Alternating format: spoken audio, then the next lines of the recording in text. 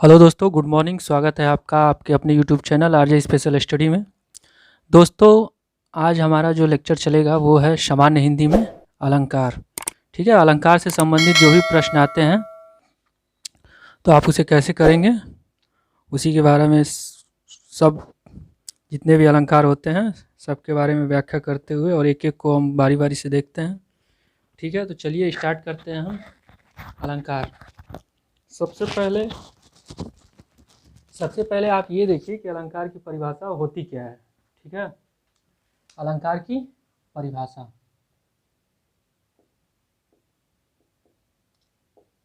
परिभाषा ये आपका जो है दो शब्दों से मिलकर के बना हुआ है। पहला अलम,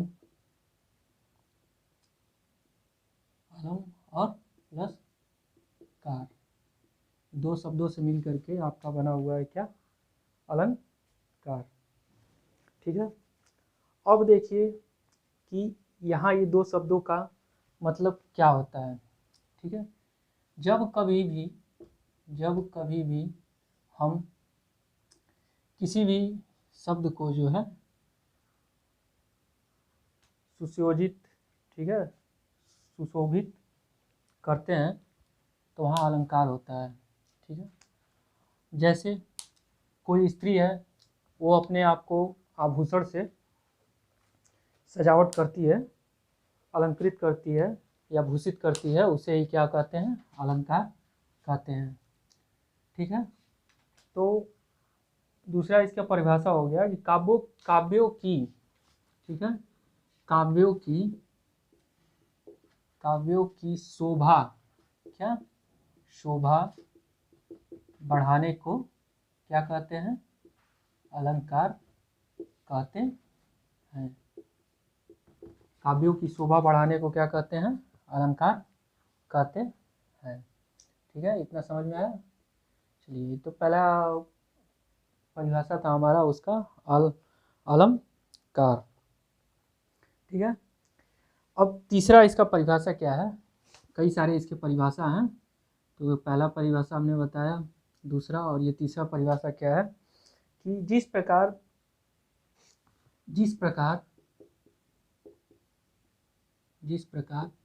एक क्या नारी अपने सौंदर्य, ठीक है, जिस प्रकार एक नारी अपने सौंदर्य को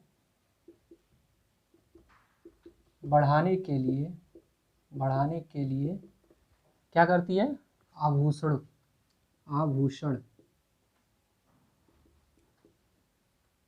पहनती है, तो वह उसके सौंदर्य का जो है, तो वहाँ सौंदर्य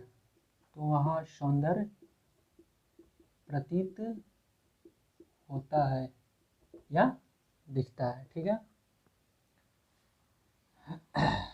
आभूषण पहनती है तो वहाँ सौंदर्य प्रतीत होता है या दिखता है, तो वहाँ जो है अलंकार का प्रयोग किया जाता है। ठीक है, अब हम देखते हैं यहाँ पे कि अलंकार के कितने भेद होते हैं। बिल्कुल जो है, अगर आप अलंकार से संबंधित अगर ये क्लास हमारी देखते हैं तो आपको इससे कोई भी प्रश्न आएगा तो वो आपसे छूट नहीं सकता है, गलत नहीं हो सकता है। ठीक है, तो चलिए अब इसके अलंकार के भेद देखते हैं हम। अलंकार के कितने भेद होते हैं?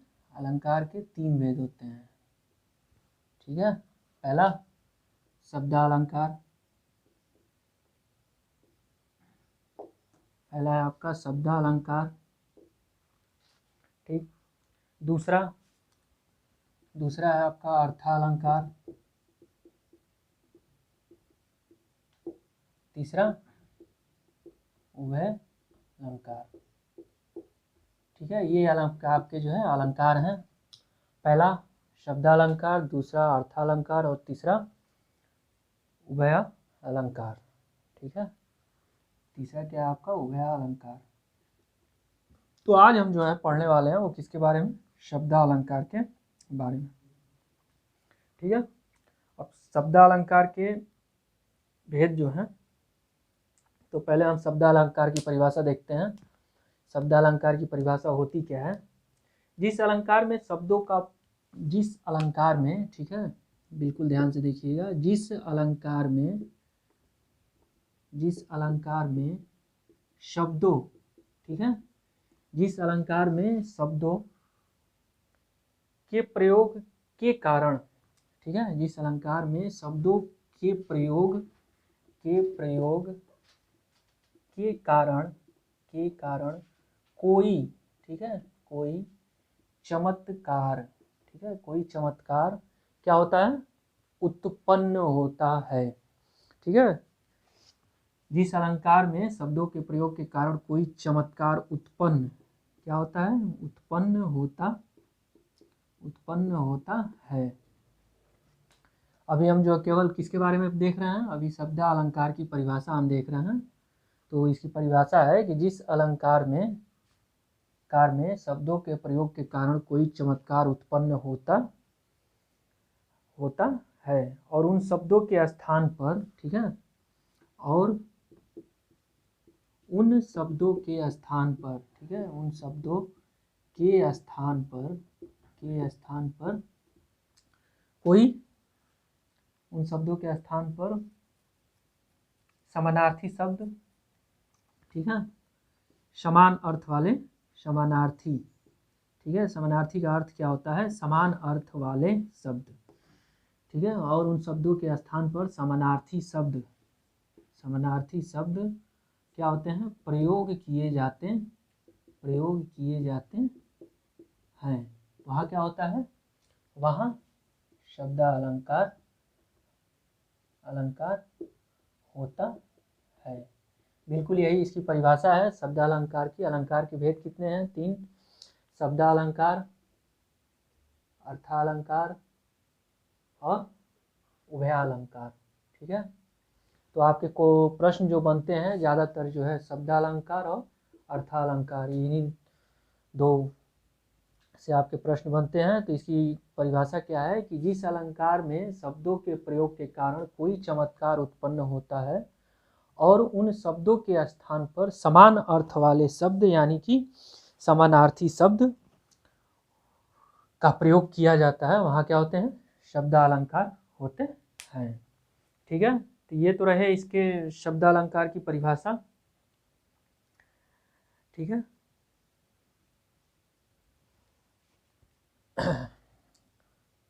और जो है उन शब्दों के स्थान पर समानार्थी शब्द प्रयोग किए जाते हैं तो शब्दालंकार होते हैं। यहाँ जो है चमत्कार क्या होता है? समाप्त हो जाता है। इतना ध्यान दीजिएगा कि यहाँ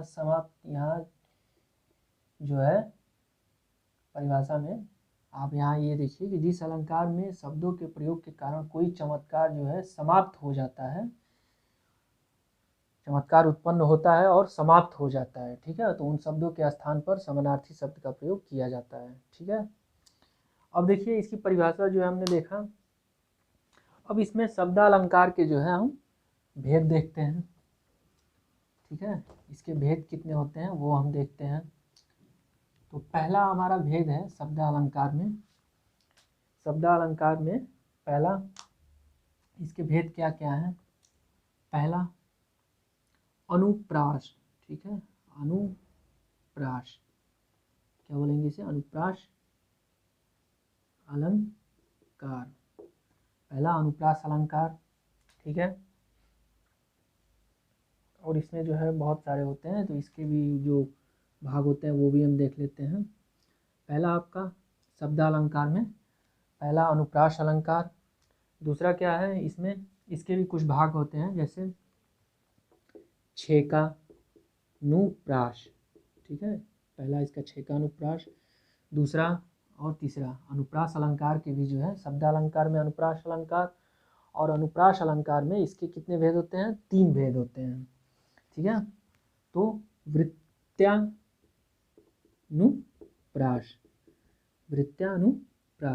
ठीक है, अब छेकानुप्रास, वृत्त्यानुप्रास और एक क्या होता है आपका? लटानुप्रास।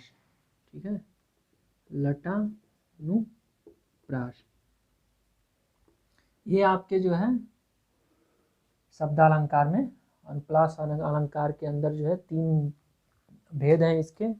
पहला छेकानुप्रास, दूसरा वृत्तानुप्रास, तीसरा लटानुप्रास। ठीक है, तो पहले हम देखते हैं अलंकार। चलिए, तो पहला हमारा जो टॉपिक है इसमें क्या है, अलंकार। अलंकार के बारे में सबसे पहले देखते हैं, क्योंकि प्रश्न ज़्यादा से ज़्यादा प्रश्न जो है आपके यहीं से होते हैं, ज़्यादा प्रश्न आपके यहीं से बनते हैं। तो पहले हम इसकी परिभाषा और इससे उदाहरण कुछ इसके देखेंगे। तो अनुप्रास अलंकार में क्या होता है कि जहाँ एक ही वर्ण की बार बार आवृत्ति होती है। क्या होता है, जहाँ एक ही वर्ण, ठीक है, बिल्कुल ध्यान से देखिएगा, जहाँ एक ही वर्ण बार बार क्या है, बार बार आवृत्ति, ठीक है, आवृत्त होती है। ठीक है, जहाँ एक ही वर्ण बार बार आवृत्ति होती है, ठीक है, वहाँ क्या होता है, अनुप्रास अलंकार होता है। वहाँ अनुप्रास क्या होता है, अलंकार होता है, अनुप्रास अलंकार होता है। ठीक है, जहाँ एक ही वर्ण बार बार आवृत्त होती है वहाँ क्या होता है, अनुप्रास अलंकार होता है। ठीक है, जहाँ जो है एक ही वर्ण बार बार होता है वहाँ क्या होता है, अनुप्रास अलंकार होता है। या फिर एक परिभाषा इसकी ऐसे होती है कि जैसे जिस रचना में व्यंजनों की बार बार आवृत्ति होती है, ठीक है, आप इसे वर्ण कहिए या व्यंजन कहिए, वही बात होगा, एक ही बात होगा। तो इसे जो है आप वर्ण भी कह सकते हैं और क्या कह सकते हैं, व्यंजन भी कह सकते हैं। एक ही भाग हुआ इसका कि जहाँ एक ही व्यंजन बार बार होती है, ठीक है, तो वहाँ क्या होता है, और चमत्कार उत्पन्न, आवृत्ति के कारण चमत्कार उत्पन्न होता है, तो वहाँ क्या होता है, अनुप्रास अलंकार होता है। ठीक है, अब देखिए इसके उदाहरण क्या हैं, कैसे आपको समझ में आएगा कि कैसे हम इसकी पहचान करेंगे। तो इसकी उदाहरण क्या है, पहला उदाहरण है हमारा भूरी भूरी, ठीक है, बिल्कुल ध्यान से देखिएगा, भूरी फिर भूरी भेदभाव, ठीक है, भेद भाव, भूरी भूरी भेद भाव। ठीक है, इसे हमने जो है वर्णमाला में क्या बताया हुआ था, ये चिन्ह हमारा क्या है, ये इसे क्या बोलते हैं, योजक चिन्ह। ठीक है, इसे योजक चिन्ह बोलते हैं।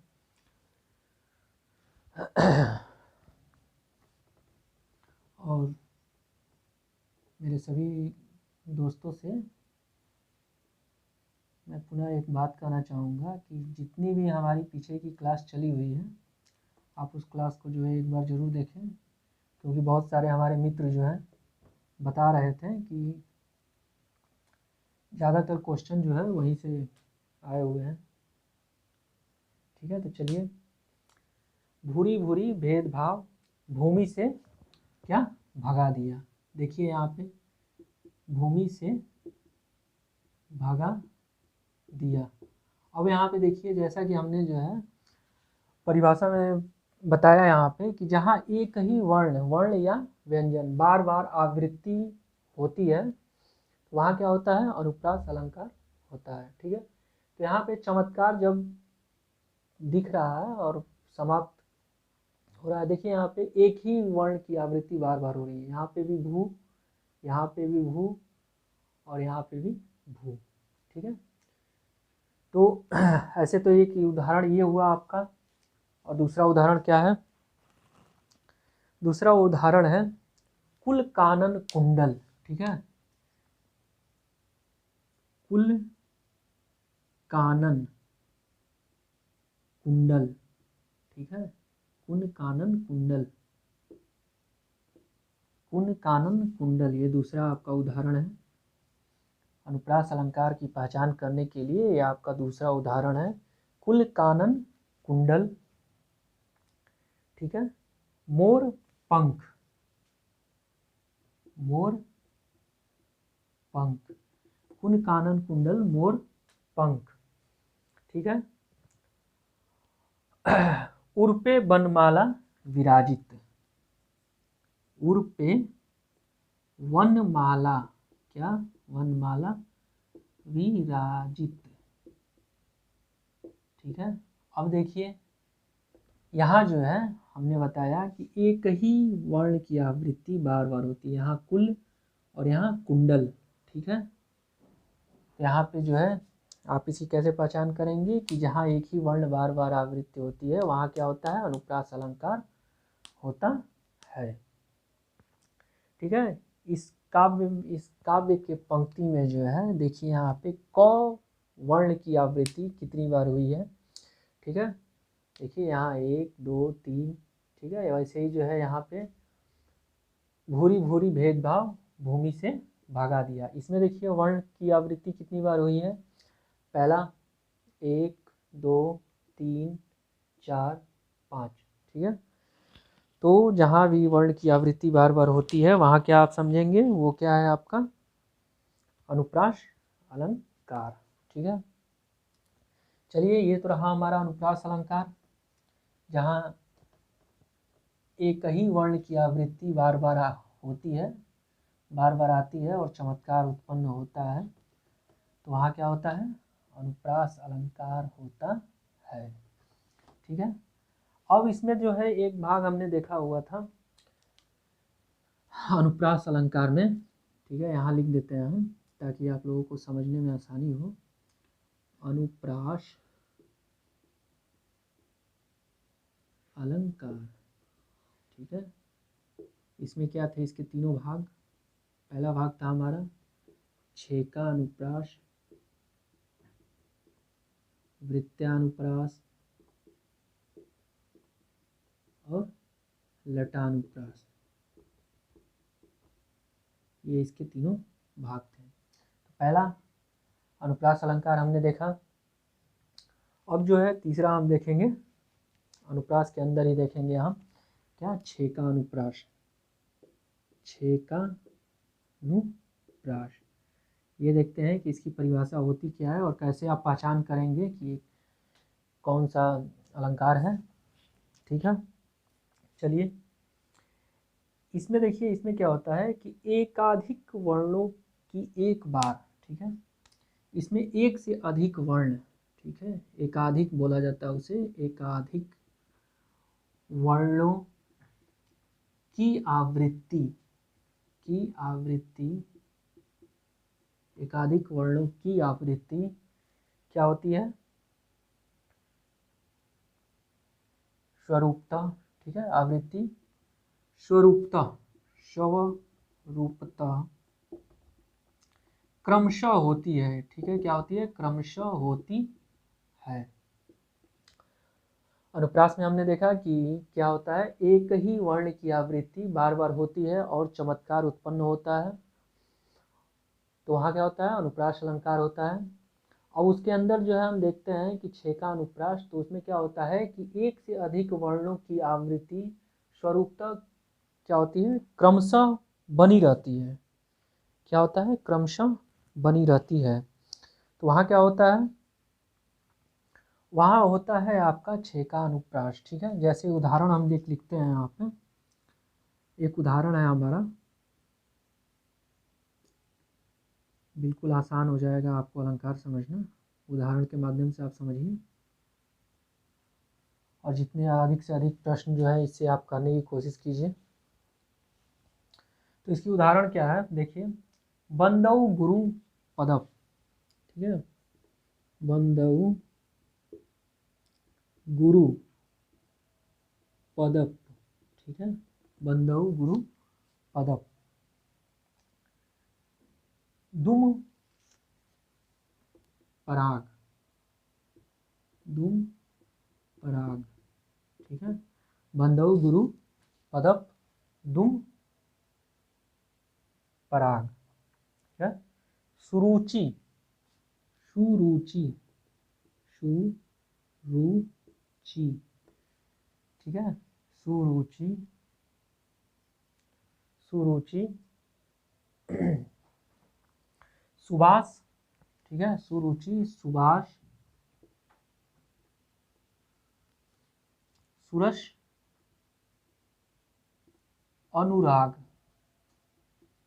अनुराग।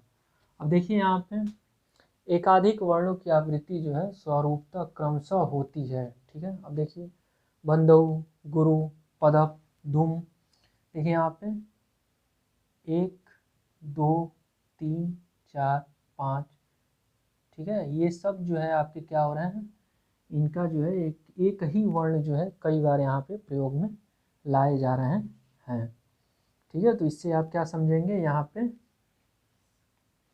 बस खत्म। तो इससे आप क्या समझेंगे कि जहाँ जो है एकाधिक वर्णों की आवृत्ति स्वरूपतः क्रमशः बार बार होती है तो वहाँ क्या होगा, 6 का अनुप्रास होगा, ठीक है। अब इस पद में, इस आवृत्ति के पद में जो है पदुप में प के बाद सीधा जो है द आया हुआ है, ठीक है। प के बाद इस पंक्ति में, काव्य पंक्ति में जो है, इस काव्य पंक्ति में क्या हुआ है, प के बाद, ठीक है, प के बाद सीधा क्या हुआ है, द आया हुआ है, ठीक है। प के बाद सीधा क्या हुआ है, द हुआ है।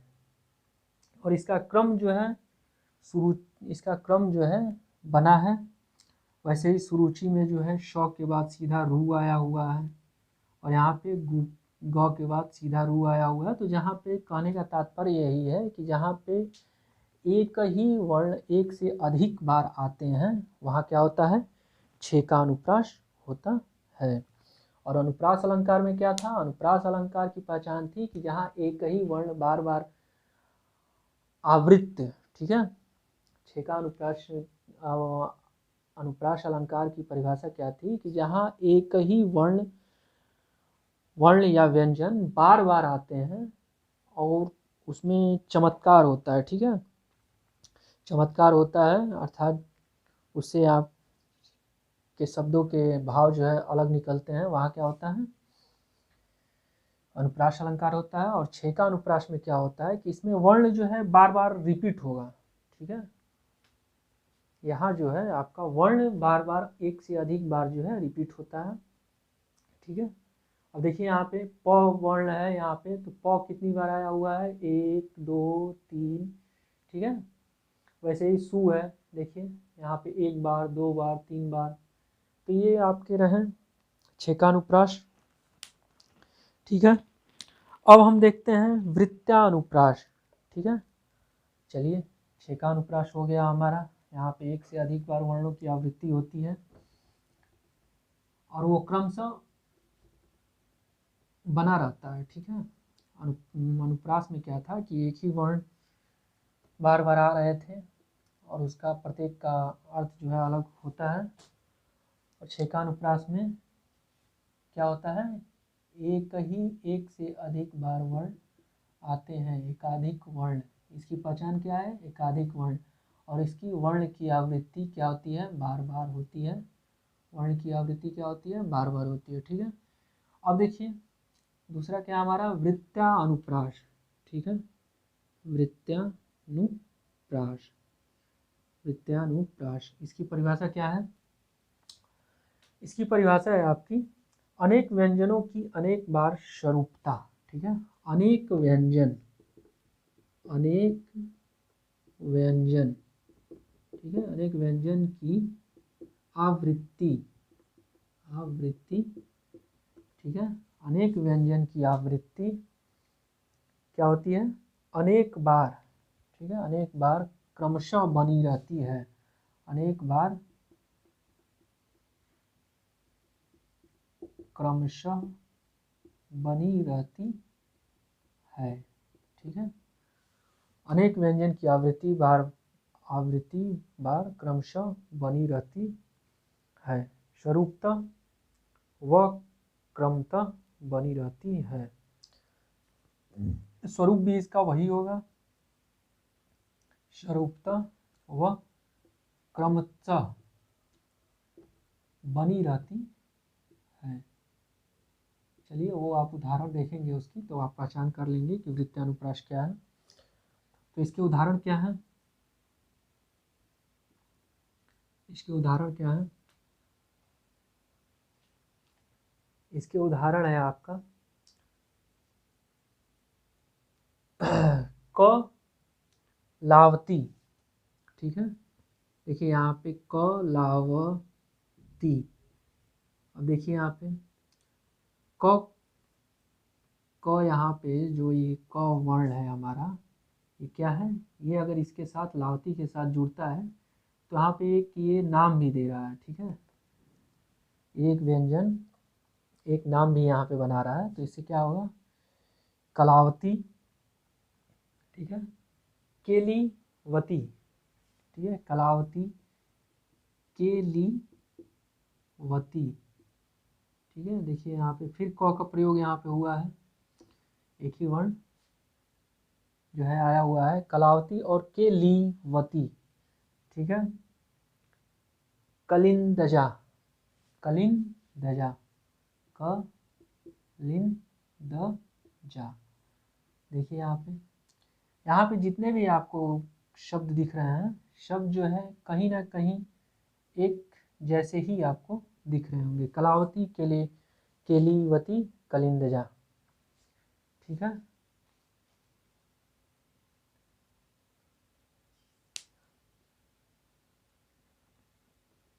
ये रहा आपका क्या, वृत्तानुप्रास, जहाँ पे अनेक व्यंजन की आवृत्ति जो है क्रमशः बनी रहती है। तो यहाँ पे इसकी आवृत्ति देखिए, आवृत्ति इसकी जो है शब्द की आवृत्ति और व्यंजन की आवृत्ति दोनों जो है बनी हुई है। तो इसकी ऐसे इसकी क्या पहचान करेंगे आप, कौन सा अलंकार है ये आपका हो जाएगा वृत्तानुप्रास, ठीक है। चलिए तो अब हम देखते हैं दूसरा लटानुप्रास, ठीक है। अनुप्रास अलंकार के अंदर जो है दोनों भाग हमने देखे, छेकानुप्रास और वृत्तानुप्रास। अब हमारा तीसरा क्या है, इसमें क्या होता है, वृत्तानुप्रास में शब्द की आवृत्ति, शब्द की आवृत्ति क्या होती है, शब्द की आवृत्ति समरूपता, ठीक है, समरूपता एक जैसे होते हैं, एक जैसे होते हैं।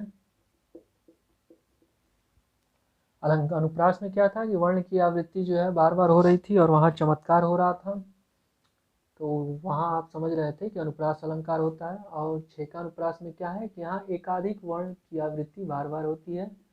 और शब्दालंकार की वृत्तानुप्रास में क्या होता है कि शब्दों की आवृत्ति जो है एक जैसे ही शब्द रहेंगे और वो आपको बार बार देखने को वहाँ पे मिलेंगे, तो आप उससे क्या पहचान करेंगे कि वो क्या है, आपका वृत्तानुप्रास है। अब हम देखते हैं लटानुप्रास, ठीक है, लटानुप्रास। लटानुप्रास की उदाहरण क्या है और इसकी परिभाषा क्या है, वो आप कैसे कोई भी काव्य दिया होगा तो आप उसमें समझ पाएंगे कि ये लटानुप्रास है, ठीक है। तात्पर्य, ठीक है, बिल्कुल ध्यान से देखिएगा, तात्पर्य मात्र के आधार पर, तात्पर्य मात्र के आधार पर, ठीक है, तात्पर्य मात्र के आधार पर, के आधार पर भेद से, ठीक है, भेद से शब्दों, ठीक है दोस्तों, भेद से शब्दों व अर्थ दोनों की पुनरुक्ति, ठीक है, शब्द अर्थ दोनों की पुनरुक्ति, दोनों की पुनरुक्ति,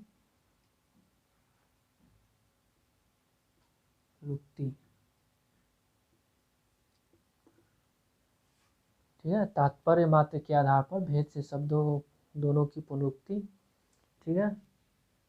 अब देखिए इसकी परिभाषा क्या होती है, इसकी परिभाषा जो है आप देखें कि यहाँ पे जो है क्या हो रहा है, तात्पर्य मात्र के आधार पर भेद से शब्दों का अर्थ जो है दोनों की एक ही बार बार जो है आवृत्त होता है। चलिए अब इसकी जो है उदाहरण देखिए कि इसका उदाहरण होता क्या है। इसका उदाहरण होता है लड़का तो लड़का ही है। ठीक है, इसका बहुत ही साधारण उदाहरण, लड़का तो लड़का ही क्या है, है। अब देखिए यहाँ भी लड़का और यहाँ भी लड़का। ठीक है, तो इसे क्या कहेंगे आप, लटानुप्रास। ठीक है, जहाँ पे जो है लट, लट क्या होता है, लट मतलब होता है बाल, और यहाँ पे लट की तरह जो है यहाँ पे ये शब्द उलझे रहते हैं एक ही में, कि लड़का तो लड़का ही है, लड़का तो लड़का ही है। तो नाम से भी आप यहाँ पे देख सकते हैं कि ये क्या है, लटानुप्रास। यहाँ पे तात्पर्य मात्र के आधार पर भेद से शब्दों का अर्थ, ठीक है, बार बार प्रतीत, बार बार आपको पुनरुक्ति जो है दिखेगा। ठीक है, लेकिन यहाँ पे शब्द जो है इसके अर्थ क्या होंगे, अलग निकलेंगे।